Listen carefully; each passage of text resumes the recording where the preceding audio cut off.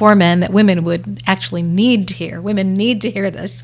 I'm Angeline Chu Longshore with Zelis Daniel. Hi, Zelis. How are you? Doing very good. Yeah, it's a nice warm day. We're coming into closer to summer now.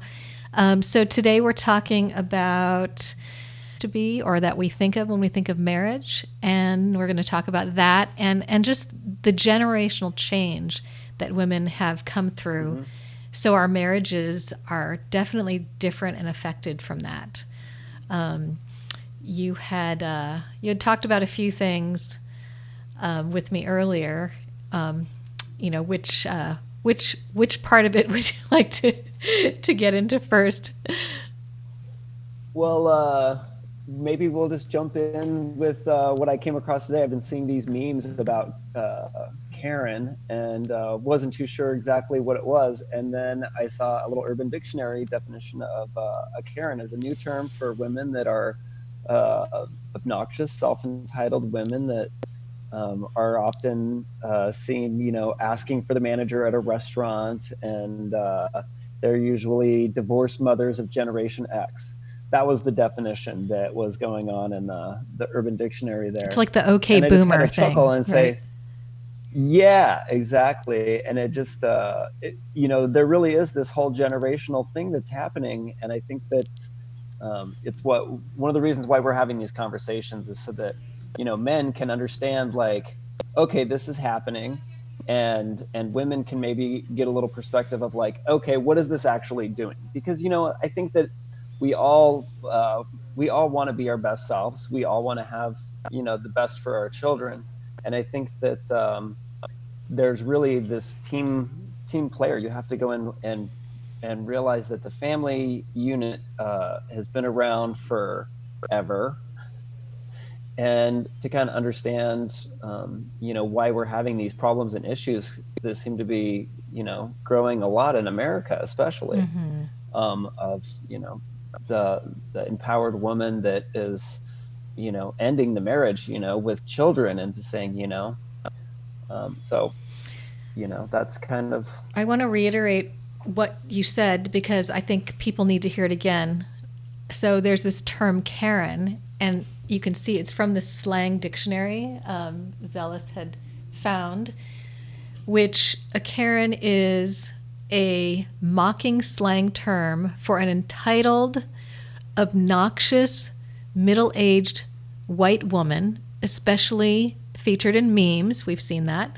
Generally stereotyped as having a blonde bob haircut, not always, asking to speak to retail and restaurant managers, to voice complaints or make demands, and being a nagging, often divorced mother from Generation X. So I just have to reiterate this because this is a real thing. I don't want to gloss over it. I want to make sure that you know this is real. This is in the slang dictionary online. So this is a huge phenomenon, people. Men, women, whomever is watching, this is a huge phenomenon. And, we could look at memes and make fun of them and laugh at them. But when we take that into our real lives, when we take this fact into our real lives, it's serious. There is an effect of this kind of woman. And where did this kind of woman come from? And how is that affecting our relationships? The men have to deal with this woman who's obnoxious, who's, voicing these complaints. I mean, he's probably pretty embarrassed. And this is what feeds into what we keep talking about is this entitlement, right? This entitlement of like, I'm going to have this my way because I deserve to this is what women do now. And this is who we are, this very male kind of posturing. So I think this is just proof. I mean, I just want to, Zealous found this, and this is, something we've been talking about, but we're just showing this is real. And, I really want to talk about how a lot of women don't know that they're being this way. But if memes are being made over them, then there has to be something that is this underlying thing that is in our culture. And so basically that I'm saying it's proof, and it's not funny when it comes to how it sets up men in their relationships, in this dynamic in families. So we talked about how the nurturing part of it is lost because of this woman being that way. Yeah, I mean, this thought that comes to my mind is because I think that we all kind of have this well-intended thing, and I think that women are becoming this way because of they're feeling that they're going to be happier with their entitlement, and that's really the question. And then to go and see like the bigger picture effect, if it's destroying families, and couples are separating early, and you're having these difficulties early on in relationships when you still have kids. It's like, how many little girls grow up saying, I want to be a single mom? Nobody. Like, that's not what little girls are thinking, but that's kind of the reality that's happening. It's like my 5-year-old daughter is like so excited to get married, and we watch cartoon movies, and she's like, oh, this is my favorite part when the wedding happens. And I think that to have these conversations, we're going to give men a little bit of a peace of mind. We got to kind of, I'm curious to hear some more of your input of like what men can do to help this situation, because I think that's what we want. And I know that you've kind of said in the past that and I agree with you, that it's really up to the women. So it's like we're having these conversations for men to hear, and hopefully women will be picking up on them too, because they realize that they're having a bigger effect on the dynamic, and they're changing their attitude. The more men try to wrestle with this, changing new female, the more difficult it is. I mean, we just get the finger. It's like, pretty much. You're not going to change them, and there's no need to. But it's like, if we can act or do, and we can all change. Well, yeah, I'd like to address what men can do. I'd like to go back to helping men and women to understand about this phenomenon that we're talking about, that your daughter does not, I mean, that is so perfect. Your daughter does not want to grow up to be the single mom. I mean, who does? Who wants to manage the whole family by herself? It is hard and impossible to be sane when you do that. But that's what we're setting. This is what this dynamic is setting up our younger generation to do, is to be these divorced parents. And it's horrific. So what I think the thing that a lot of women and men don't even realize is that the women have bought into the Cinderella story. So they see the knight in shining armor coming up and sweeping them off their feet, which has been forever. And they also have bought into the feminist promise, which is exactly opposite of, no, don't come sweep me off my feet. I can open the door. I can do these things myself. Or who do you think you are to take away my power? Or to tell me how to live.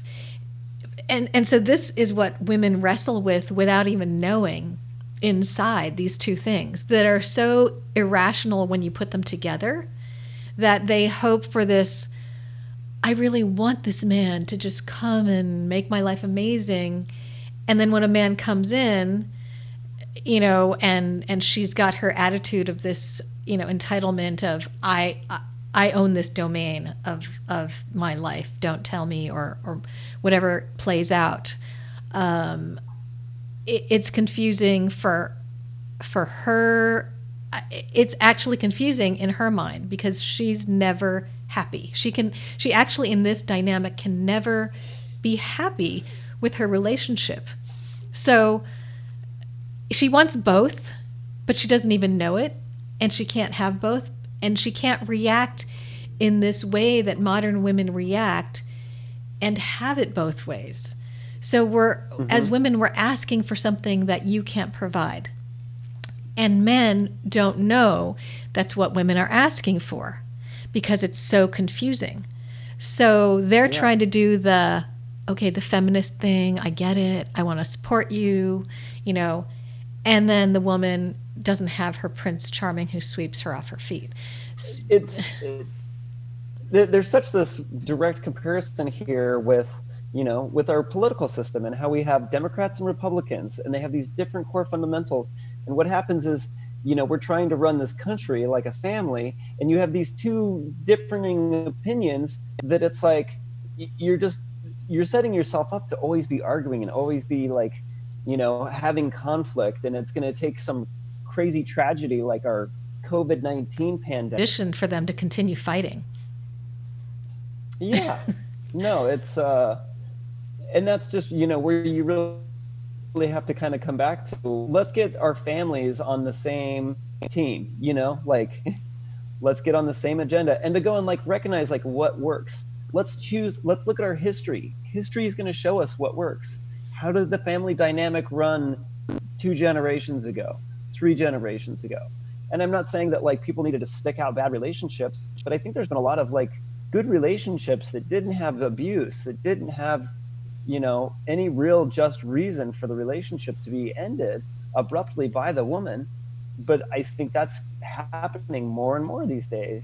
And it's because of this, I kind of want to talk a little bit on how we got here, just in my own relationship, and what I see being a kind of a typical pattern too, which is, when the men, both sides of the relationship, both men and women need to be feeling supported, and I think when you have kids, you really have to, as the man, you really have to support your woman. She's the one that's making this human being. She's the one that's feeding the human being, making milk and all of this. So you really have to go and put all of your attention. That is your way of supporting the family, is supporting her.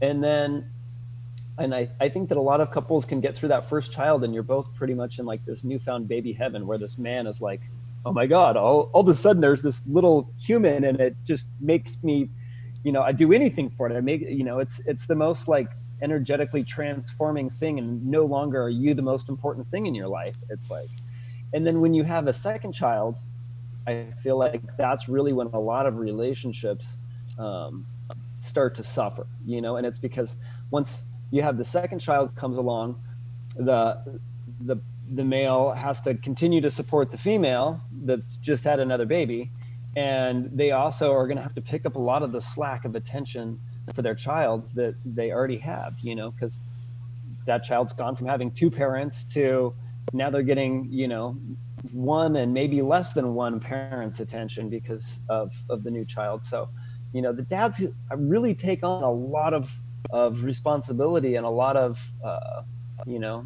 they have a lot of work cut out for them, especially when you have that second child. It's hard on all families. And I see that, for me and my relationship, I think what happened was that, obviously the female, my partner wasn't doing anything for me or nurturing to me or looking at any of my needs, which are totally okay, because, as she would say, when I would ask for a little bit of attention or ask for stuff, because I think asking for what you need is really important. It was like, I don't have the energy. I don't have the time. Which I get, but in the same essence, how do we ever have time or energy to do anything? You have to make it a priority. And if you're not making a little bit of time and energy a priority for your partner, after a while, it's going to wear. And what's going to happen? It's like I was giving her less energy as a person. I was like, okay, I'm giving my kids plenty of energy. I'm supporting her needs so she can take care of the kids. But as far as like feeding her soul energy, that hadn't happened in quite some time, and it was just less and less. I still think I was doing a lot more than she was to feed her soul energy. I was definitely doing things for her, but not nearly to the same level. And when I ask why, it's like, well, I feel like there's that reciprocation that just wasn't happening. And I honestly, I was somewhat okay with it. I wasn't the one that ended the relationship, even though I felt like I was getting less nurturing and less of the energy that had previously been there in the relationship before kids. And so, you end up giving each other less and less energy, and then the relationship starts to fall apart.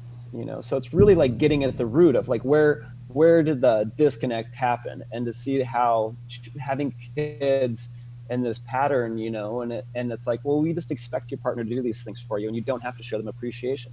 No, you always have to continue to make giving your partner love and attention is a priority. Otherwise your relationship is gonna deteriorate. I'll tell you in a nugget way the historical reason.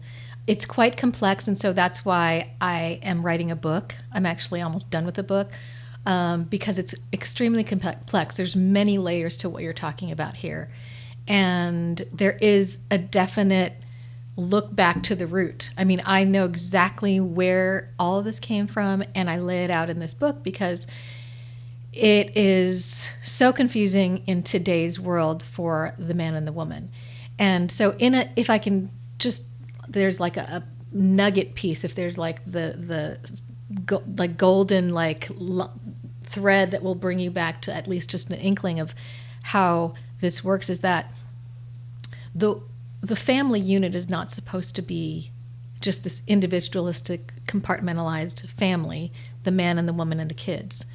And we've come to this place in our lives where we're so stressed, men and women. We have so much on our plate. We're on a treadmill of life because this life is supposed to be lived with the help of many people in tribes. That's what we used to do, is be in tribes or on the farm. And when we look back at history, of course, no society model is perfect. But when there were tribes, the women had people to help her so that she could have the three things that she needs for her man. And the three things are for her to be the queen, somebody who has his back and can take care of the fort when he's off, conquering other kingdoms. The mother, who is the nurturing one, who cares for him and the kids, but cares and nurtures him. He needs nurturing, and we've lost that in today's family life and for the man today. And then the third is the enchantress, the person who's playful, who, that flirty, that fun, that not just sexual, but like in all ways having, just a banter of fun and even mystery. There's none of that. There's no mystery in our relationships anymore. There's hardly any fun. We're dealing with like this multitude of tasks that we have like above us that we're like, okay, how do I hold all this? I liken it to like the circus performer who's spinning plates. Each thing is a plate that you have to spin. And so you're like, okay, I got this plate spinning.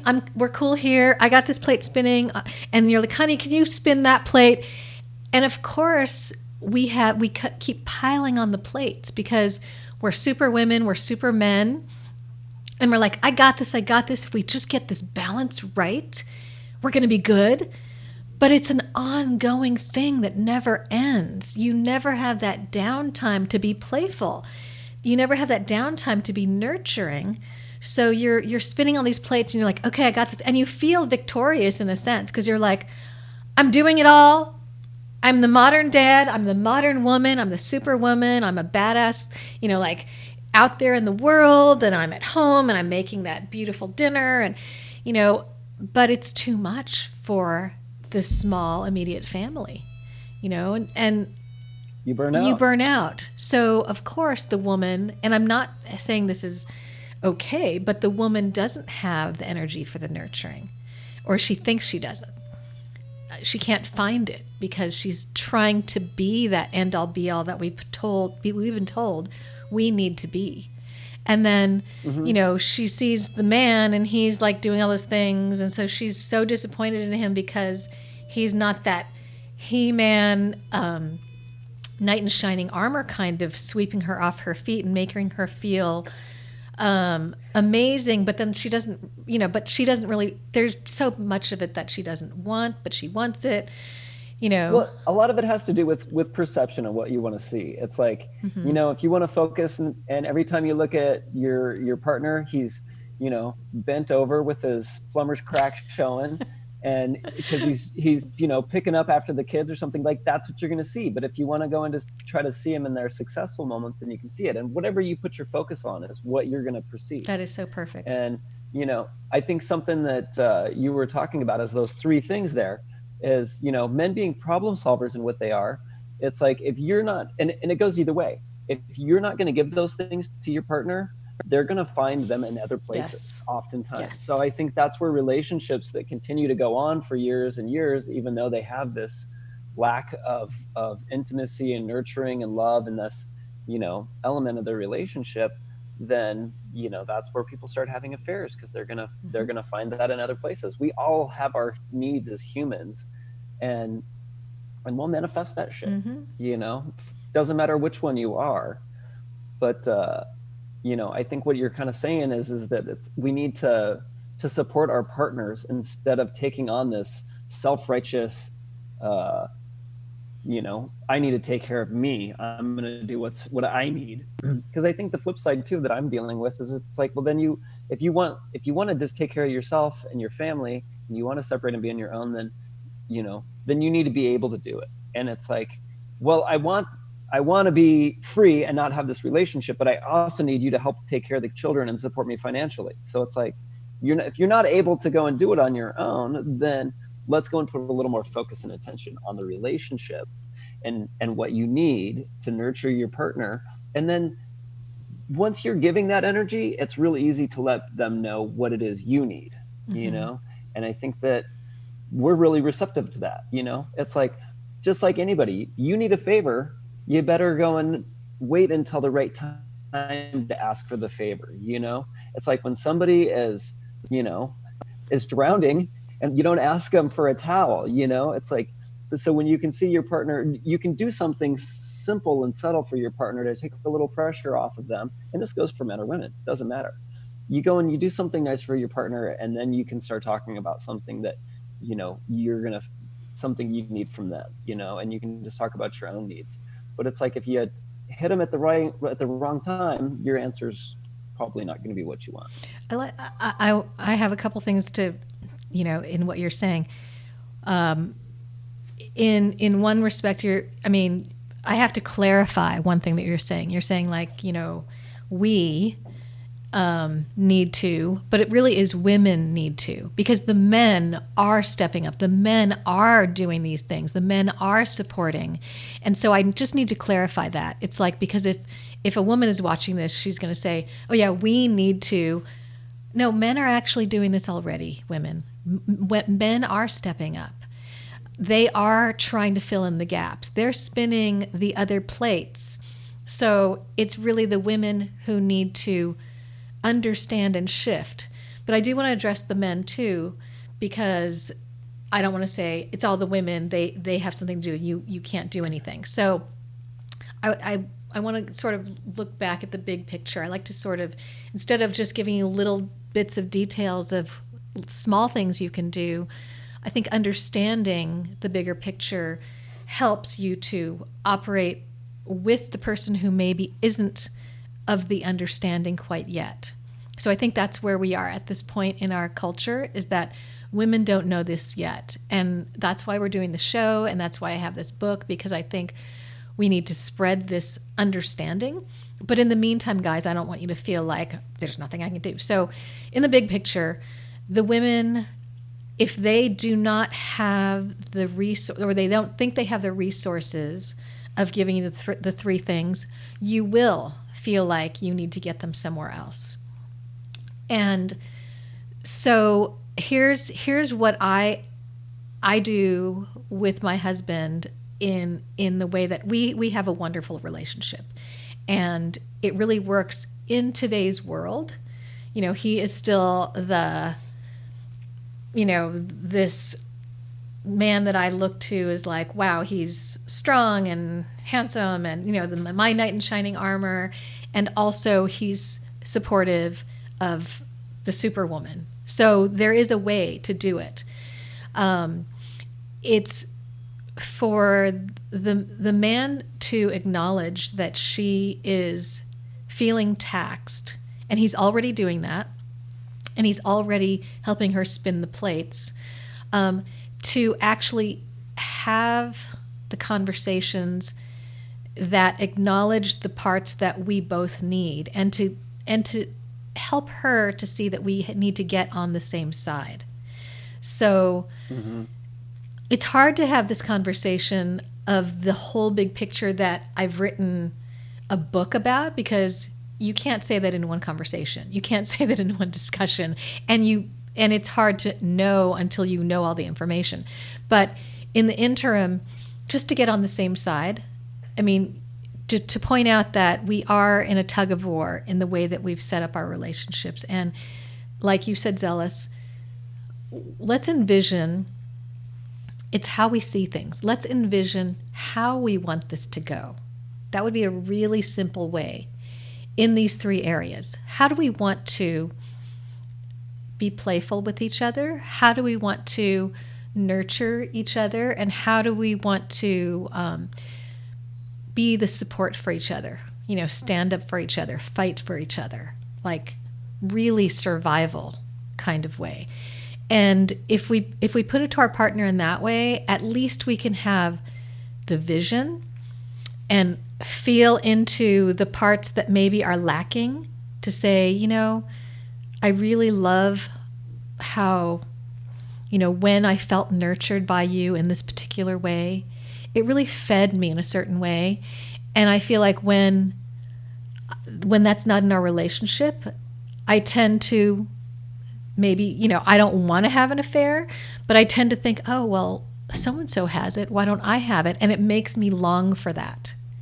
And I think a lot of men are afraid to even mention that they need something more, because they feel like the woman is like, I'm doing everything.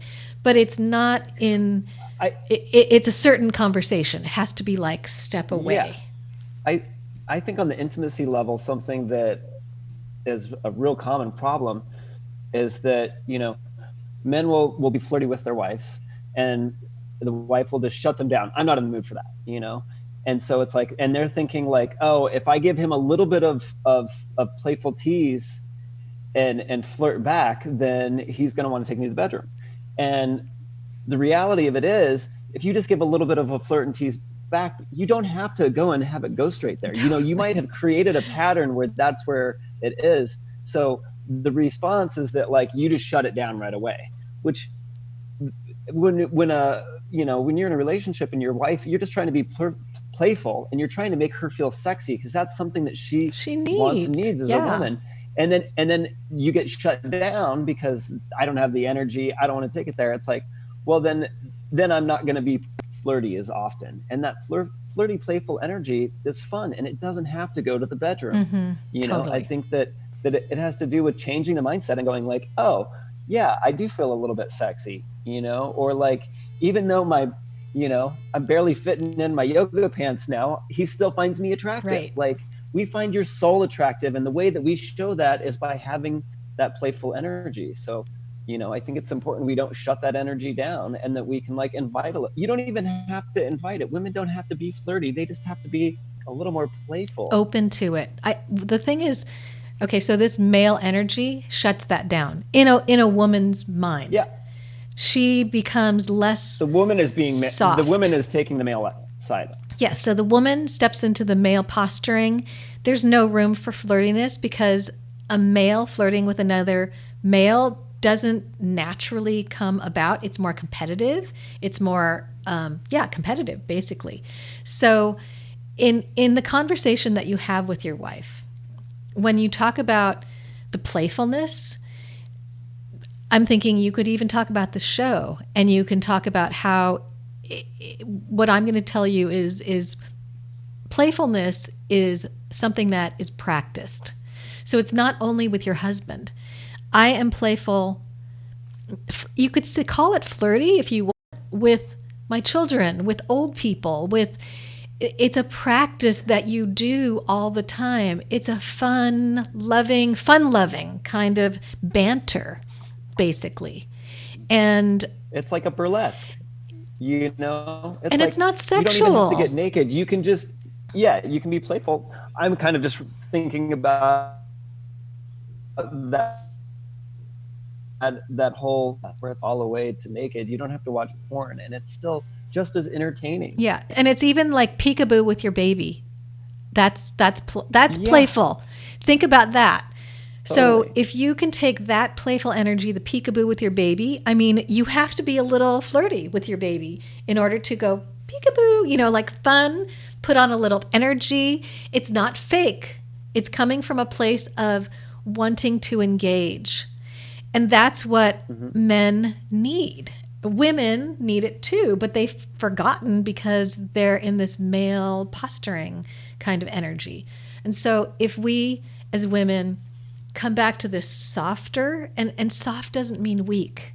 Soft is just open to this playful, sometimes sexual, but sometimes not. And the more you practice it, the more women, not men, but the more women practice this playful energy with children, with old people, with animals, playfulness, the more they will feel open to being playful with their husbands in a way where they don't feel threatened by it being sexual. And there's another part of this it's a lot to talk about it, but I think I talked about it last show, where women are innately, or been not innately, conditioned to be fearful of men, that they're going to be taken advantage of. They've been Yeah, told over and over. So that's in the last show. You should watch that.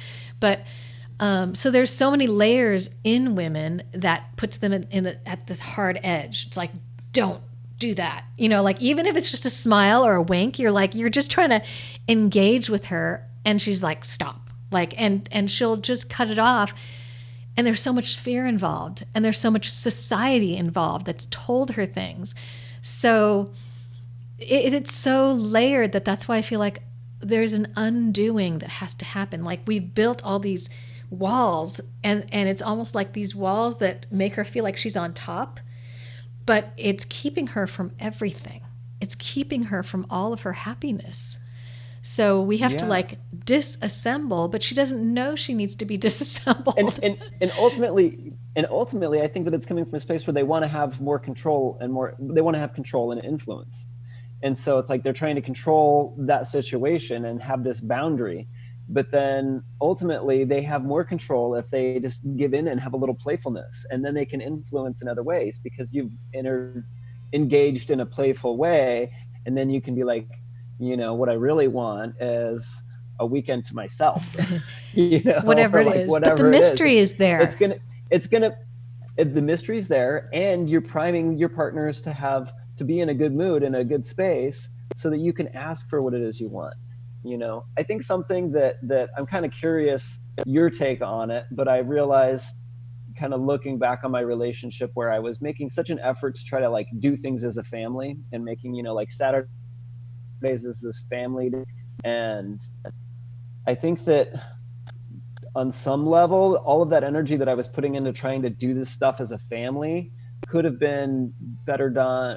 It might have had a better effect for us to not be trying to do things as a family, and to be like, you go do whatever you need to do, and I'm going to spend half a Saturday with my kids, and that's going to be my family time, is going to be with my kids. So she could just, because I felt like I was always trying to make time for her, in the mornings, for her to do different things she'd expressed interest in doing, of wanting to get exercise, but then she wasn't actually doing it. It's like she wasn't taking on. So it's like you have to take initiative to do the things you need to do when it's convenient for your partner to help out. Because it's like, if we've got work responsibilities, we can't always do it. You have to really take advantage of that, and then to realize that sometimes, having a whole family day isn't gonna give your family what they need. And sometimes just take the kids. I'm just looking back on my own relationship. Do you think that it's good to go and think of a family day as you don't have to have your partner come together? Or it's going to be different in everybody's family dynamic and what their work schedules are, obviously. But how important is family time versus you just getting time with your kids? So I want to paint a picture, because I think it's important for people to wrap their minds around this woman in their life, and then how they incorporate being the modern dad that's doing the best thing for the whole family, whether their wife joins in or not. Because I think that is a big issue, is that You can make all these plans, but if she's not in on the program, you think you're helping her, but maybe you're not. So really, Yeah. I see this. I picture. It's funny. I picture a particular woman who walks in a certain way that is so like, I'm taking care of my own. I'm taking care of myself.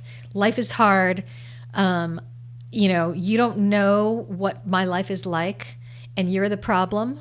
And I'm dealing with all these things with the kids, and men have it so easy. And so, and then the man is trying to do all these things to like make up for it, and like, honey this, honey that, let me, massage your back, whatever. And she's walking like kind of anger walk, We're talking about Karen, right? We're talking about Karen. This is the Karen.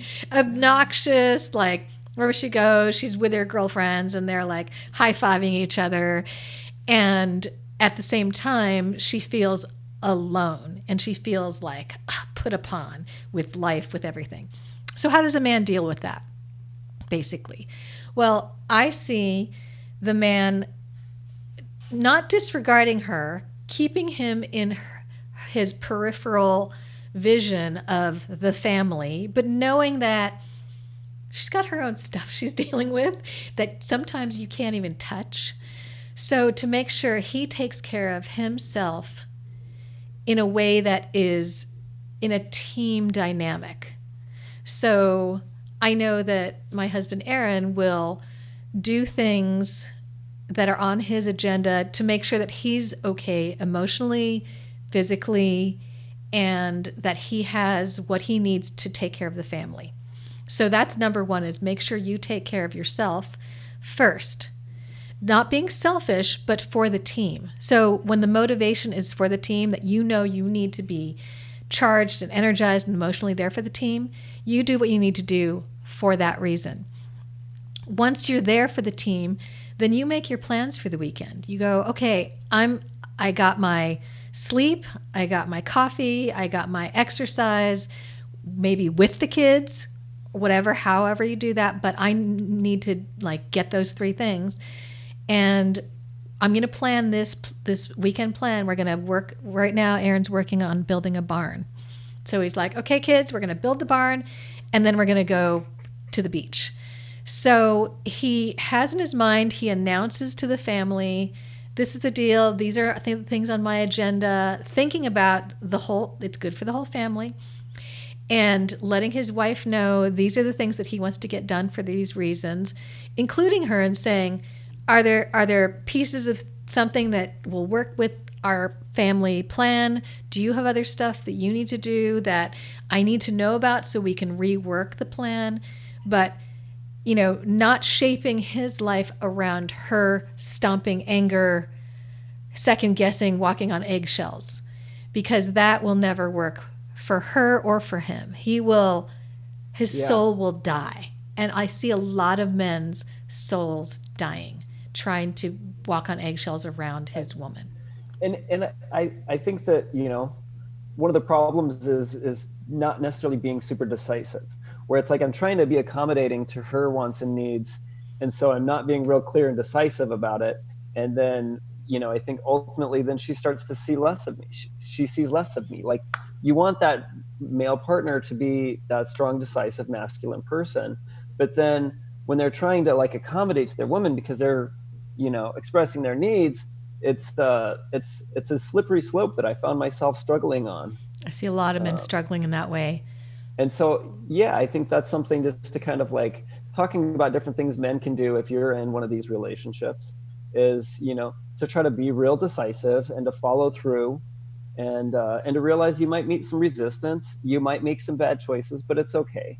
And, I think one of the other things that I realize is the, to make that family plan and to do those things, but to give the woman the time that she needs without the kids, and maybe splitting up your family time when you're not working so that they can go and do their things. Because if you don't give them that space early on, just like you need to take care of your needs, she can take care of her needs, because if she's not getting that time because you're trying to make family time for everyone to be together, then she's going to start turning into this Karen that's like, I'm going to just take my time. This is what I need. And it's like, I think that's something that is just what one of the real challenges in these compartmentalized family units that we've become is that we do become kind of trapped with your kids. It's like I love spending time with my kids, and I'm getting them for 3 days now, and I love that.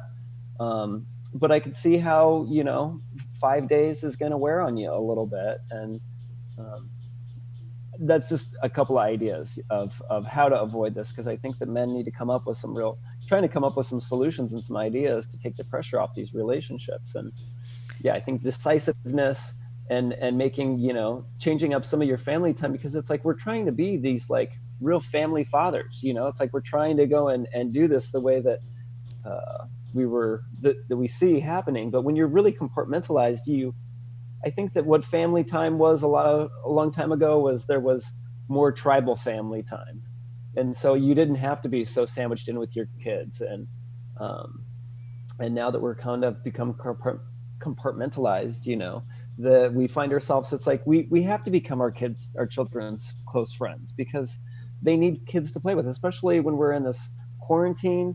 And it creates a challenging dynamic when you don't have other kids of similar ages to play with your kids. So you do need to give your kids that time and that energy, because they need it to grow and to thrive. Mm-hmm. I want to help men out a little bit here in taking a step back. It starts with your energy for the man.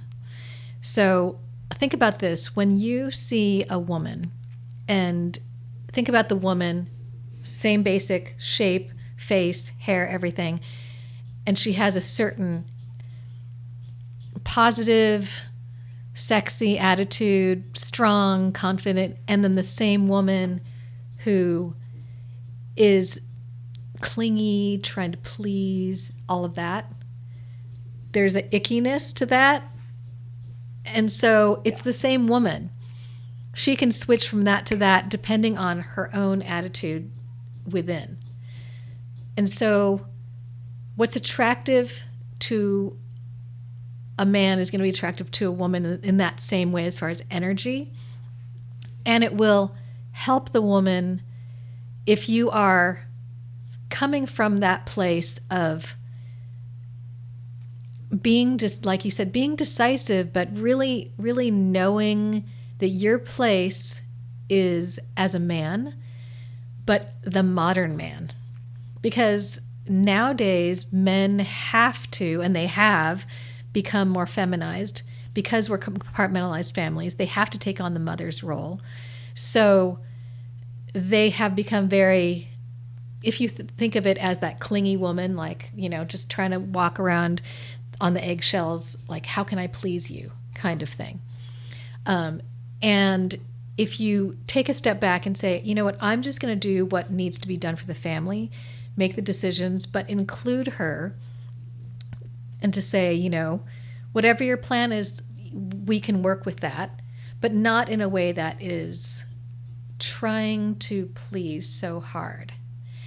And just that shift of energy will make the difference in the woman feeling like, oh, he's saying that I can do whatever I want. I can have my time alone, or I can join the family plan, which gives her the freedom to feel free, to not be told, not to feel like she's being, it's weird, like not being tricked. I know that sounds like what you're not trying to do when you're trying to please and you're trying to walk on eggshells and give her what she wants.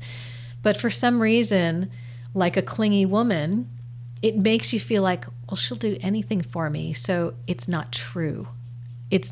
She's not being true, so I don't trust that. And so we have to, I think, come from a different, as men, not we, but men need to come from a different energy in that male way. Step back into their male.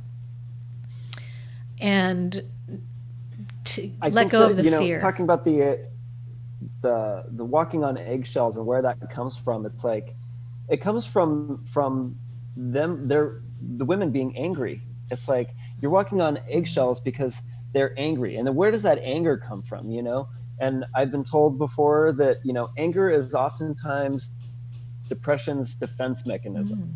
So it's like, you know, internally the woman's kind of dealing with this, like her own depression, whether it's postpartum or just whatever. You know, we live in a society It's that's just pumping societal like depression. depression is, yeah, it's in it. So, you know, and what's the best way to get through depression is, you know, through exercise. You know, so it's like the woman's got to be like motivated to go out and get some exercise. And I guarantee if you're getting, you know, exercise every day, if you're able to just break a sweat every day, you're going to feel better, you know? So it's like women need to take that, both men and women need to take that upon and just recognize like, hey, if I'm not going to break a sweat, I might be, that's the best antidepressant there is out there. I think the anger is a crutch, and it's the easiest crutch. I see these women who are doing the anger, anger. I don't know what you call it. The anger walk. I think of it as the stomping around in their lives, that they feel put upon, and a lot of them are in good shape. You know, they've, especially once they drop the relationship, then somehow they feel empowered to get into shape. For a lot of them, many women, I see this. And so it's really, I think exercise is great. I'm not saying that's not a good thing. There's another thing here that I think is at the root, and that's the crutch to grab onto the anger, because we are societally depressed. Women are depressed, and in a underlying depression that they don't even know why they feel like this. Stressed and depressed. Well, it's the other side of the line of like the female empowerment. It's like we're on this like empower female, you know, like we got this. But then the other side of the coin that is still coming at it is that you've been suppressed, you've been subdued. So there's this like, you know, this empowerment rise, but it's actually like then you look to see where you're coming from, and it's like, oh, I'm this weak female, you know, which is not the case. But that's what this like, you know, feminist empowerment movement, that's what's coming in the backdraft of it. And there's another layer too that you just made me realize, is that the reason why this empowerment piece is so important is because of the insecurity that society has built into these women. Every Absolutely. American woman Absolutely. is insecure to a certain level. Yeah. Every single one. When I went to Europe, I could see So the are many men. difference. I can see the difference in say French women. French women do not have the same relationship with men, and I'm not saying it's perfect, but it's different. But when you see French women, how they carry themselves, you see a security of their true self within themselves that's so different. All American women have been conditioned to be insecure, and that causes this layer of depression. So they cling to this empowerment that they're told is the way to be, because they feel at least there's some sense of strength.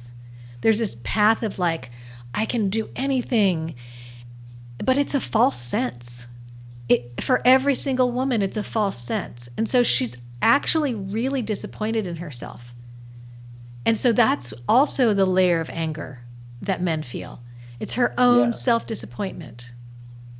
And one of the things that I think is so challenging is like, you know, I can see the things that my partner was insecure about, and trying to help her work through these things, I was just like, I don't know how to do it, because when I try to even any way I approach anything that's a insecurity, it becomes a trigger, because it's like, and it doesn't matter if you're male or women, we all have our insecurities. Like men and their, you know, competitive nature still have, you know, insecurities inside them. But to recognize that when somebody actually does something to address or like help you with something you're having an insecurity about, it's a trigger. It's a trigger button, you know? So it's like, I didn't know how I could go about trying to influence my partner to take care of the things and the needs that she had expressed she wanted. You know, it's like I would, you know, hey, if you want to go have some time to yourself to go to hit the gym or something, it was like, well, that would get a backlash, and it's like I would trigger that insecurity. And I'm like, I'm not trying to trigger anything, I'm just letting like, when I'm waking up in the morning, I'm not a morning person. It's a great time for me to be with the kids. So you can go get some time to yourself, since you get up with the kids and you're a morning person. So it just, the women need to take the initiative when the timing is right. And we also have to really, it comes back to humility. And you really have to practice humility when you're in a relationship with somebody who sees your insecurities. Obviously, your partner, whether you've straight up confessed them to them, which you probably have in an intimate relationship, or not, when they're going to try to help you work through your areas of insecurity, you can't let your trigger reaction emotion take control. You have to go and say, okay, actually, this is a great time for me to get out, and they're not trying to judge me. They're trying to help me with what I've asked for, even though I have this insecure blockage. It's like we all struggle with that. It's the one more chip thing. Mm-hmm. I'm only going to eat one more chip, and then you eat another one. And it's like, and it comes back to self-control. So it's like, as human beings, that's something we need more of, is we need more humility and more self-control. Well, there's two things. I think being open to what your partner is saying. They're so close to who you are that it is triggering. But if the woman can just be open to it and not take it personally, there is good intention in what he's saying. Another thing is that I think of what women are going through as sort of this imposter syndrome, because they have built this big, huge pyramid with all these walls that are making them think the higher they get, the stronger they are. But underneath, there's no foundation. It's actually this falseness. And so it's really an emotional sickness that is pervasive in American society for women. And if you see it as this emotional sickness, then you realize all these little things that men are trying to do to support their women are very they're chips. They're just chipping away at the bricks that have been laid to create this big pyramid. And I'm not saying that these chips, these efforts are not good. They are so, with such good intention. The illness is still going to be there, because with imposter syndrome, the only way to, if somebody thinks that they are, if you don't know what the definition of imposter syndrome is, that somebody is held to this high standard and that they are afraid of falling. They're afraid that somebody will be discover that they are not as they're seen on this pedestal. And they don't, gotcha. So women, they think they're supposed to be up here, and they actually get there. And they're like, woo, yeah, but they actually know underneath it's not real. There's this, because they're not supposed to be male-like. They're not supposed to be in that kind of power. There's a different power, a feminine power that is stronger. So when, it's so hard, because when the men try to help or do you think society has built this pyramid, and she's on top, and she doesn't even really want to be there necessarily, but she clings to it because it's the only thing that makes her illness have a little bit of feeling okay, I've got some control. She doesn't know where else to go. She doesn't know she needs to disassemble to find, the center, which is the real power that is way down underneath, that she's not tapping into. So it's like this volcano, and down inside is the fire. That's the real power. But you're on the top, and you're on the hole, and you think you're up there, but actually it's coming from underneath. So it's really complex. That's why relationships are falling apart. That's why it's so difficult. And men are trying to chip away. And I think the best that they can do right now is to understand where she is, walk like a man, be strong, be definitive, make your decisions for the whole team, and give her as much support in that very strong, definitive way. Oh, you need this? Okay, great. I'll give you that. I'm doing this. Oh, sure. If you need that, I'll open up for that in this family plan. Until she can realize through maybe discussions over time that you're on the same side, when those opportunities come up. And that's a hard nut to crack. It really is, because there's so much that's built up. But over time, if she gains respect for you, I know this is like kind of a sore subject probably for Ben, but she's lost respect. She does not have respect for a man who is super soft and feminine. So gain her respect back by being manly, by walking your walk, by bringing back your mojo and getting your swagger on, by doing the things that make you feel manly. And men need to do that. And then another little simple thing in the daily is, I think that, when we get approached with our honey-do list, sometimes our response is like, okay, like you have this, unenthusiastic, more shit to do. And to go and just recognize the way you respond, a simple way is just to be like, oh yeah, I got that. And then have it, I think that's something that we can, at manly power, like, you know what, you're going to get the same amount of shit thrown at you either way. It's all a matter of how you handle it. And if you just go, that's okay, not going to stick, I got it, then, that'll help you stay in your masculine power, and that'll help keep the relationship in a good space. I like that. It is an attitude. And I know with Aaron, he opens up to whatever plan it is. It's like, I see the recalculating in his mind. It's like he's got a plan. It's all laid out. But then if there's something that I need, I see the kind of the gears ticking to like rearrange the plan. Mm-hmm. Without a I guess a sore attitude, or I don't know what to call it, but he's like, okay, yeah, I got this, like you said.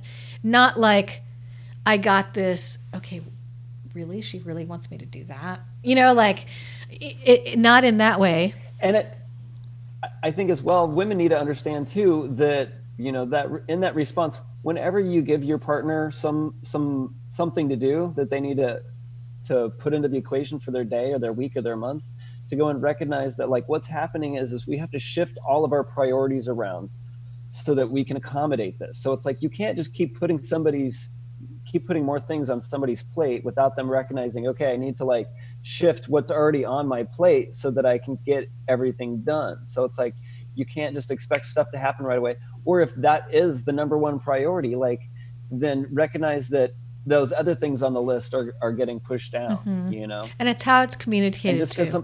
Go ahead.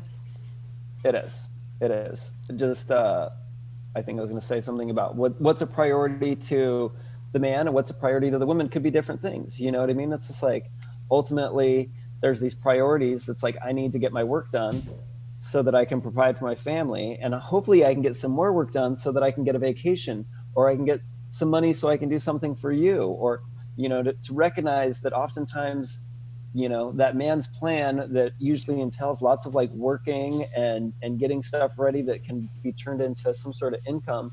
When you chip away at his priority list because you're giving him more things to do for you, then you're not going to end up with as much time, or he's not going to have as much time or money or energy to do things for you that he probably wants to do. It's like, men want to do things for their women. They want to have the money and the time to support them.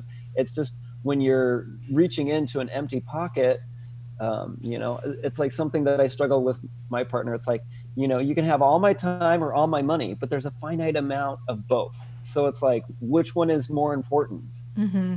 I think the huddle, we talked about the huddle another time, doing the huddle like the football team, where you come together as a team and you look at, the table like, okay, I thought these were the priority, but Let me give you the, and women need to know this. Let me give you the headline. This has become a priority because, so how can we work that in to the schedule? And it's because of survival. It's because of, certain things that are urgent. Or I've got this thing that I really would like to do. Where can we fit that in somewhere in the week? So it's like women need to understand how to talk to men in a way where they understand the reason behind the things they do and where the priority is, and that if women understand that men are fitting it into this lineup of things and they need to readjust, then if both sides can talk in that way where it's a huddle as a team, not like, oh no, I got to get my stuff and you and he's pulling for his stuff, that tug of war is a whole different dynamic. So the way that we come together is crucial for the longevity of happy relationships too. And let's look at the bigger picture too. It's like if you're in a relationship that's struggling to get by and you kind of are at this point of like separation as something you're considering, when you're putting these honeydews on your plate, it's like my partner now is in a situation where she's doing all of those little honeydew things that she was asking me to do. So it's like, how many of these things do the women ask for that they actually could take care of themselves that would help support their partner? It's just like, and if you continue to drain the relationship and you do break, then you're going to have to deal with all that stuff on your own, and you will find a way to do it. That wouldn't happen if the woman looked at the relationship as this comes back to the Cinderella thing. If she didn't look at the relationship in the Cinderella way where he's going to take care of me. So there's that. And it's a tug of war. When she puts those two things together, that's where she's asking for the world, because she's trying to drain him to feel the love. It's a weird dynamic.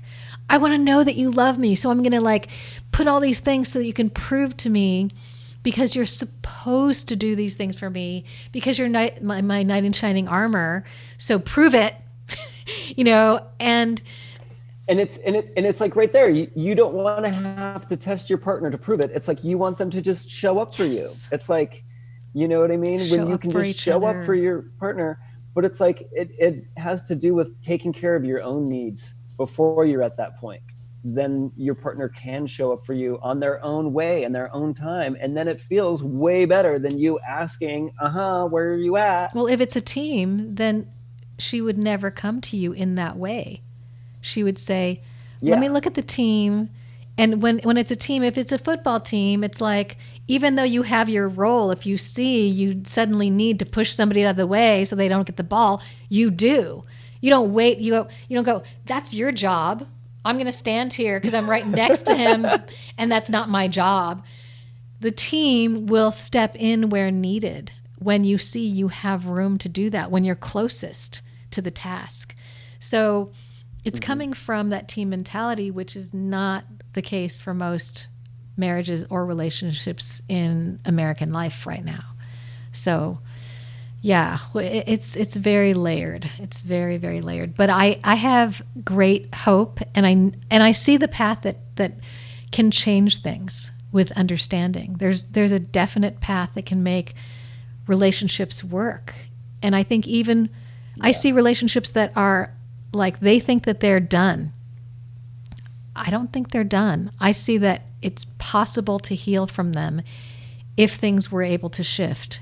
And so, the women that think that they're going to be on to the next relationship, they're not. They're going to get into something else. And if they stay the same way, they'll have issues. So we need to heal this. Yeah. So if you're one of our audience and find any of this information useful or resonates with you, then tag us, share these videos with their friends, because we really are just wanting to get this message out so people can feel they can learn and feel like they're part of something that's a bigger changing world, that not demographic, generational, is something of its own pandemic. Yeah, it's a generational thing. It's very And that's why we're having these conversations. So please like us, share, repost, get it out there. Yep. Thanks, Zelis. Great conversation. I always love it. Yeah, All right. I love them. Thanks for being here with us, We'll guys. This is Conversations for Men that women need to hear. We'll see you next week. Take care.